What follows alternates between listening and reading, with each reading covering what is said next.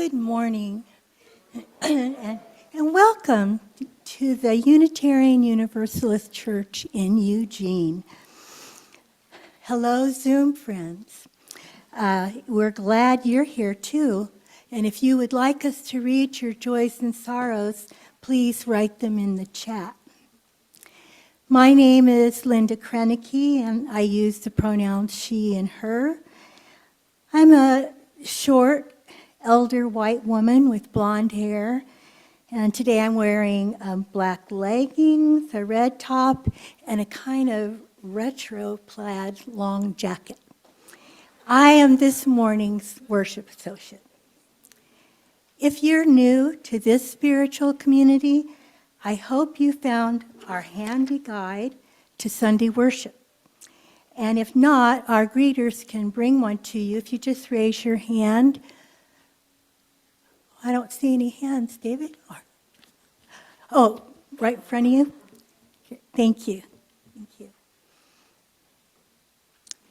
In that handy guide, you'll find useful information about today's service and where to find out more about our spiritual community.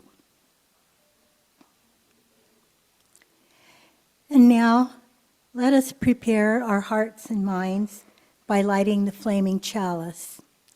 The flame and chalice became the symbol of the Unitarian Universalist faith during World War II.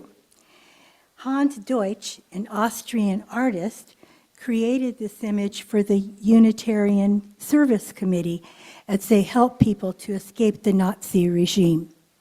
Today, UUs around the world claim the chalice as a symbol of our shared faith. Today I'm going to light the chalice while Bruce Barney reads words that he wrote. Bruce, along with several others, recently completed the 12-week Creating Theology Together workshop led by Ryan Doppelmayr and Rev Jen. And so, Bruce, if you'll come up.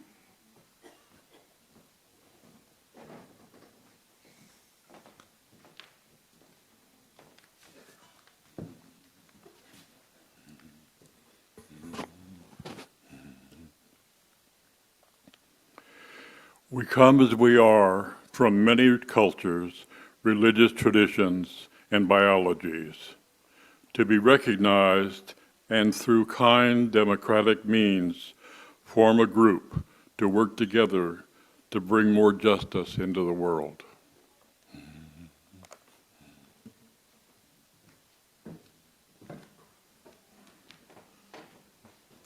And now, let's say together the words of our mission, which affirm our shared purpose and reminds us that love is at the center of our faith. Empowered by love, we transform ourselves and serve our world.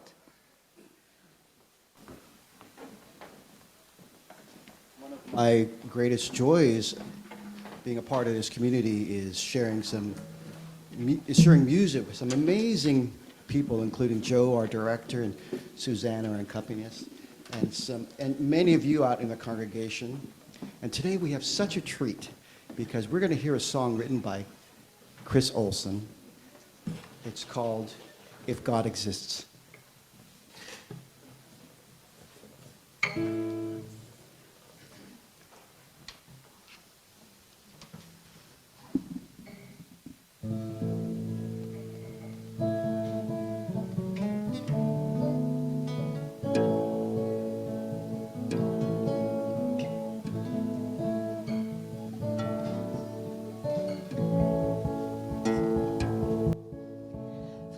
Exists, she's not above, she's right here in this soft mud, being shaped by hooves and hands, and all creation understands that to be touched is to be changed, and all the movement will rearrange molecules and minds and keys, river bends and blowing leaves.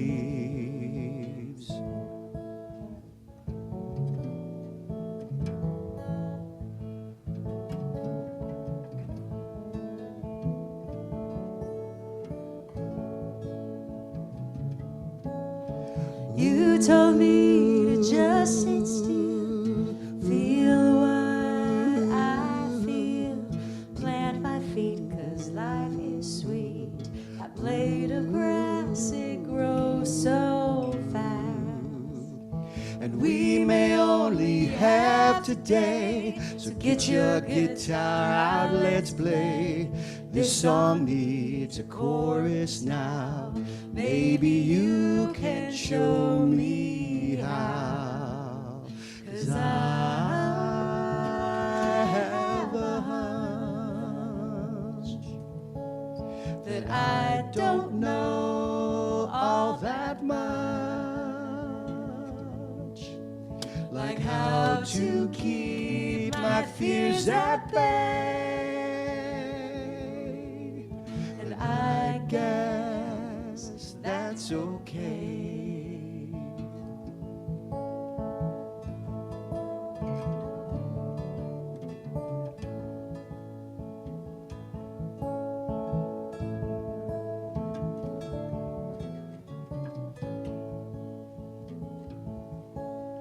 If God exists, she's not above, and all she cares about is love.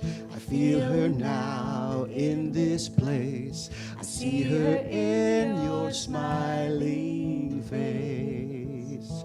Getting dirt beneath my nails makes me dream of unmarked trails. So come with me and let's explore the world outside your back door.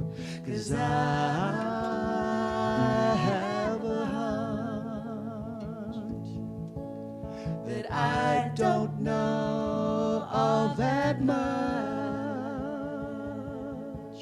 like how to keep death at bay. And I guess that's okay.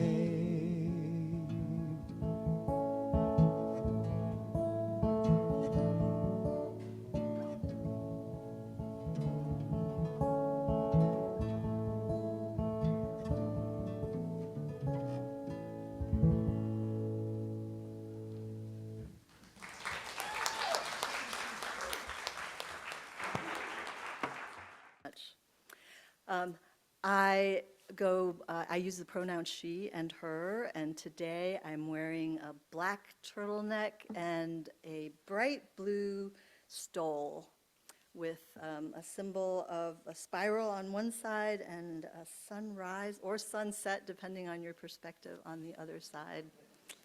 I'm very happy to be with you all and really happy that our Zoom friends are with us today.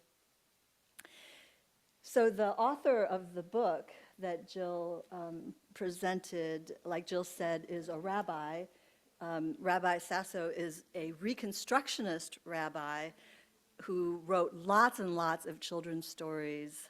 And she tells one short story of something that she observed one day at her synagogue. They were having a luncheon. It was an all-ages luncheon. And there on one end of the table was a pile of apples and a sign someone had made that says, "Please take only one, God is watching." Then further along down the buffet line was a pile of chocolate chip cookies. And in what looked like child's handwriting, someone had written, "Take all you want, God is only watching the apples."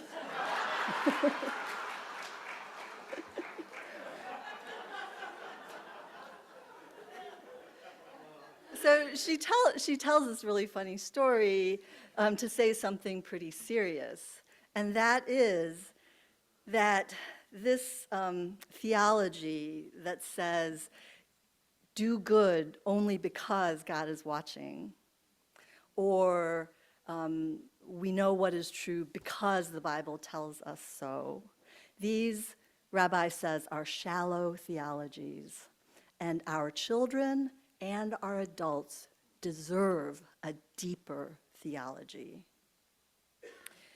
Now, while Unitarian Universalists do not teach that God is watching necessarily, for a long time we did teach kind of a shallower theology. This was a class maybe some of you have been through called Building Our Own Theology.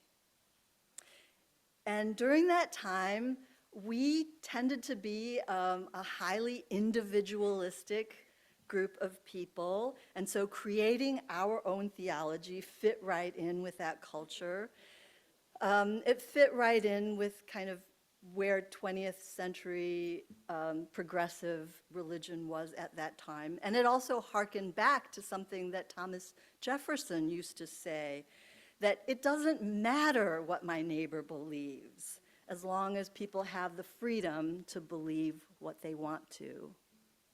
Back then, we were encouraged to focus on our own beliefs without regard to how they necessarily related to the beliefs of others. And we didn't spend a lot of time asking how this diversity in belief could actually empower us to transform and change the world. Today, we are maturing into a deeper faith that not only tolerates difference, not only accepts the diversity among us, but actually finds strength and relevance in those differences. We are maturing into a faith that shares common values centered on love and that call people to create a covenantal community, a covenanted community. A covenanted community is bound by sacred promises rather than creed, bound by right relationship rather than doctrine. And so this fall, Ryan and I facilitated a course called Creating Theology Together. And we spent Sunday afternoons shaping both our individual beliefs and our collective understanding of our shared UU faith. So we started with this spectrum exercise, a continuum exercise. I bet some of you have done this before. So our group is way too big to do this actually, but in your mind and in your imagination, imagine that there is a spectrum that goes from disagree, strongly disagree, to strongly agree, okay? And you're gonna mentally move yourself on this spectrum between strongly disagree and strongly agree. I'll give you 3 statements. The first statement is, human beings are inherently good. Human beings are inherently good. Where do you find yourself on that spectrum? And then the next one is, suffering has a purpose, or there is purpose to suffering. Where do you find yourself? And then the last one is, it matters whether God exists or not. It matters whether God exists or not.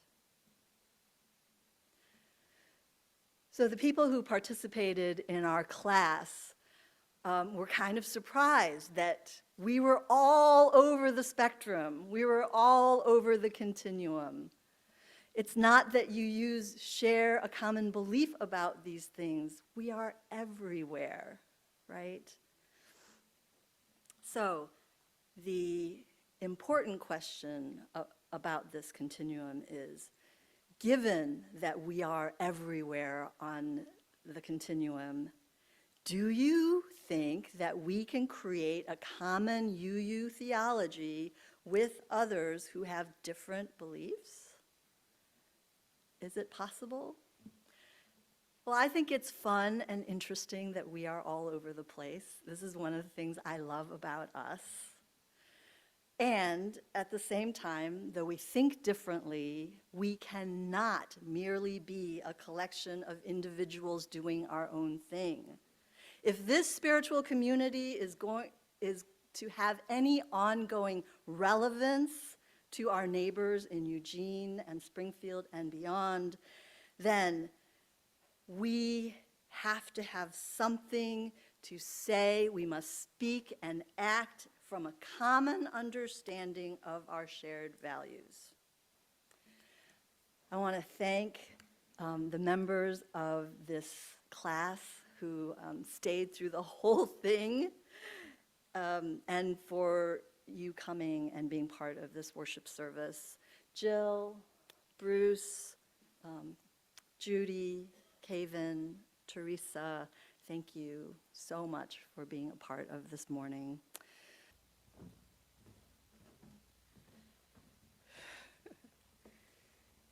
Hi, my name is Kaven Fenton, and I've been a UU since 1980.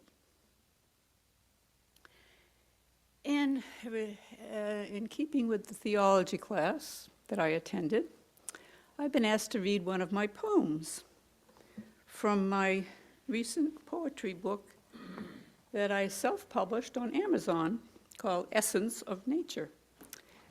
And the very last poem in it is the one I'm going to read. And it's called, Where is Love?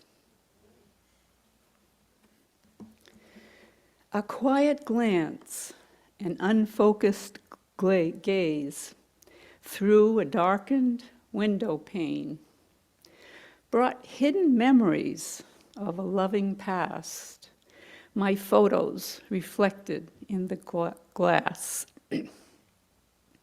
What I began to feel was a love inside I know was real. It called out from deep within, and I wanted more of it. I want you, God, my sudden cry. Where are you now? Please tell me why. I'm in everyone, was the quick reply. I can be found in every person walking around on human feet or sitting on a city street, waiting for your meet and greet. Transcendent is the love you'll meet, beyond the physical and emotional you. That formless love essence, deep within, is simply recognized in another.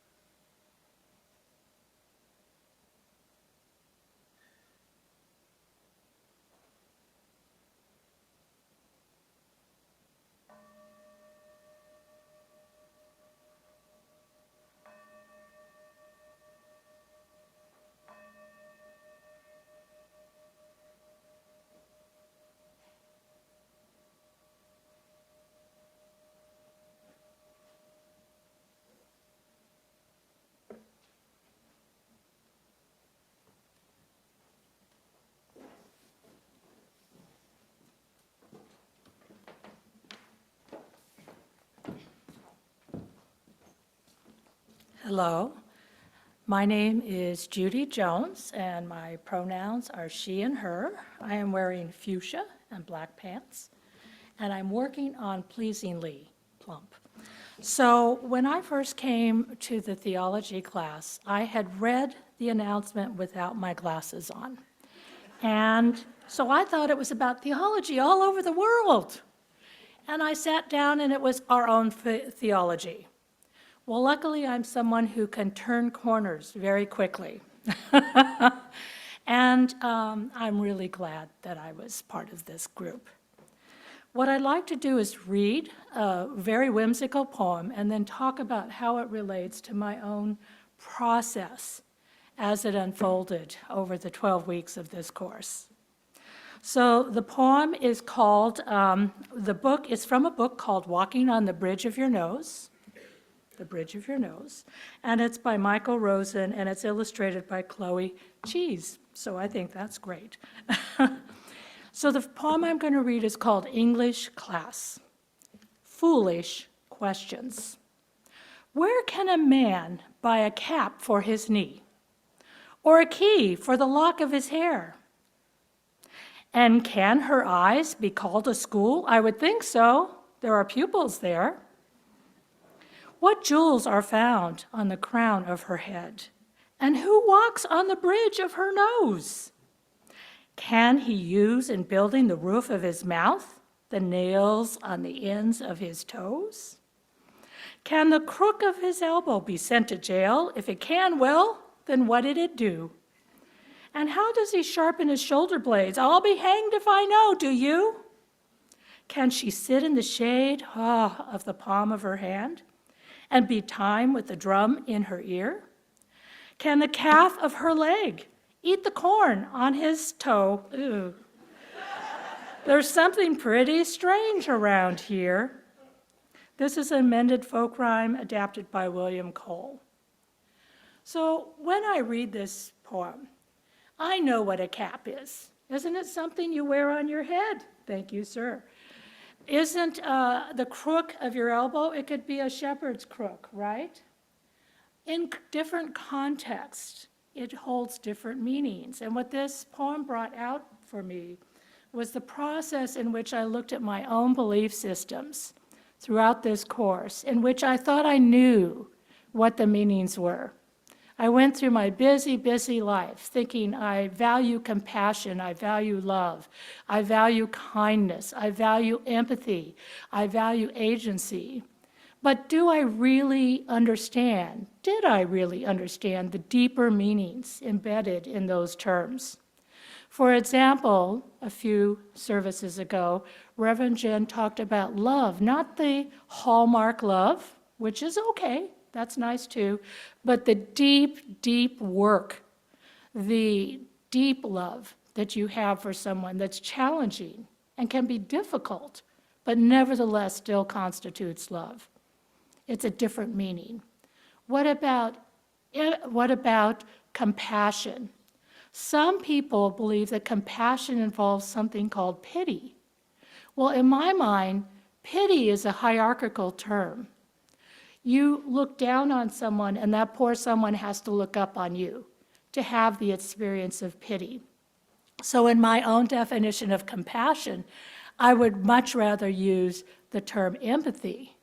Empathy is a more egalitarian kind of way of looking at it. It's a shared experience. I don't even have to have that experience to have empathy for you, because through you I can experience what you're experiencing.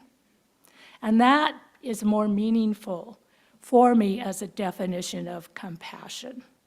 So throughout this course, I was just offered the opportunity to look at my own definitions of my own belief systems.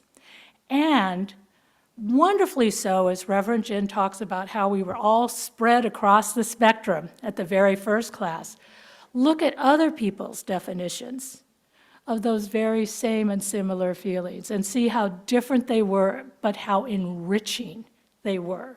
They weren't subtractive, they were additive. So in light of this poem, there's something pretty strange going around here. I would say there's something pretty extraordinary going around here. Extraordinary going around here. Thank you. Thank you.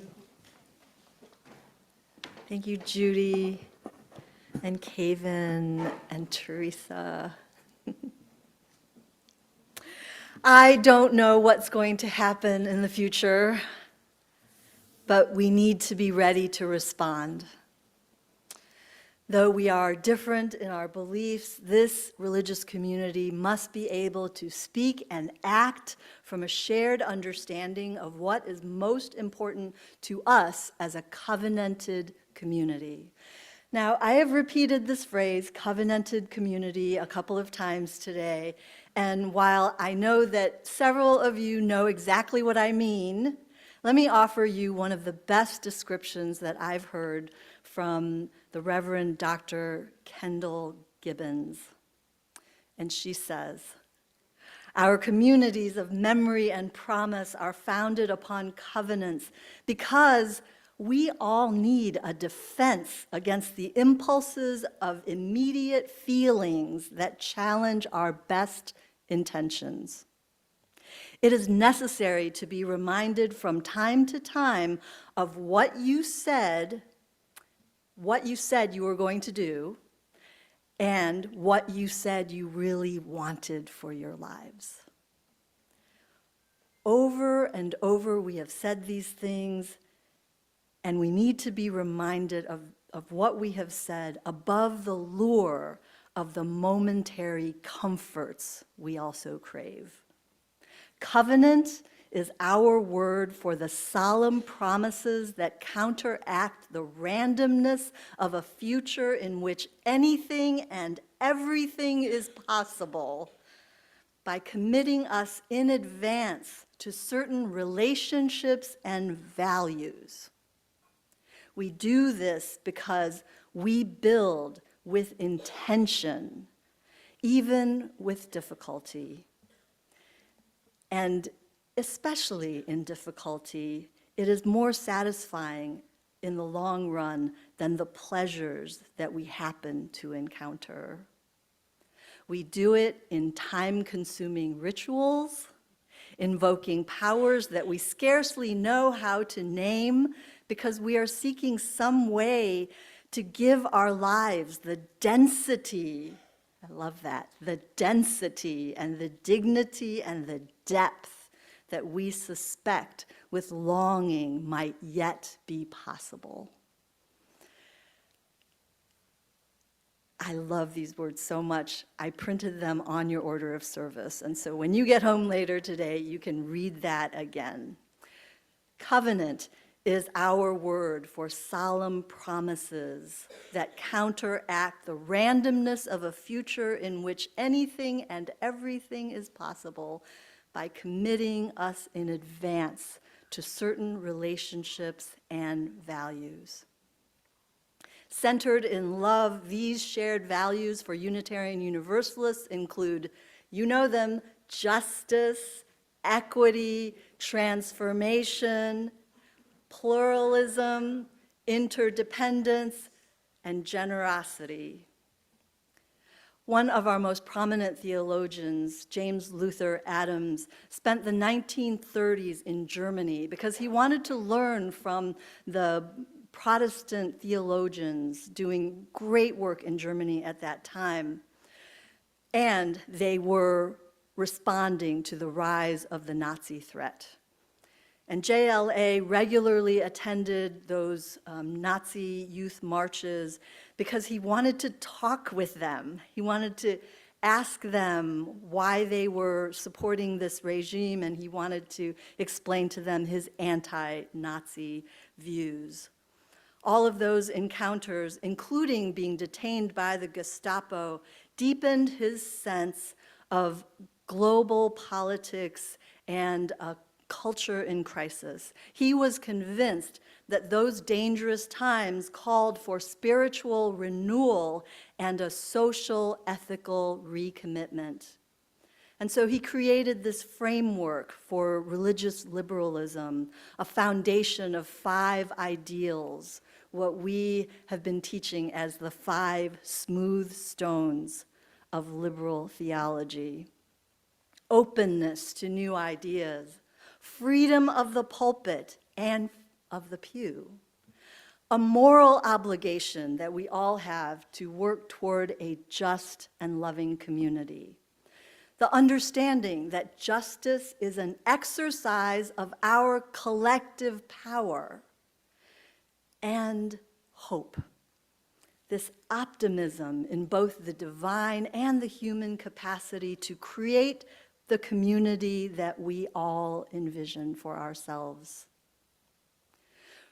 Regardless of what happens on election day and the days that follow, we are going to be called to respond to racism, to trans and homophobia, to misogyny, to fascism, because all of these things are going to continue to threaten the well-being of our beloved community. You and I, we do not think alike. We do not use the same words. And yet together we must be able to speak and act from a shared understanding of what is most important to us. You and I don't think alike, and yet we know that our lives are intertwined with the lives of the bees and the forests, the mushrooms and the monkeys. We know that our hearts beat and our blood flows in rhythm with the tides and the irresistible pull of the moon. We know what heartache feels like. We know how fear quickens the pulse, and we know the pain of loss. You and I don't think alike, and yet each one of us have said yes to being a member of this covenanted community. I want to leave you with the words of one of our participants who couldn't be here today when he said, "We are creating a community that embraces compassion, love, empathy, and acceptance, a place where people can be themselves and have a real expectation that those around them will not condemn, criticize, or demand that you believe in a specific way." I believe that this place, is such a place. May it always be so. Amen. Now let's say together our closing words. We extinguish this flame, but not the light of truth, the warmth of community, or the fire of commitment. These we carry in our hearts until we are together again. And now go out into this day and into this world knowing that we come from different places, along different paths, bringing different truths. We are people taught by different stories, but always, always one beloved community, working for a world where love creates justice and justice gives birth to peace. Amen. Hallelujah. Go in peace, everyone.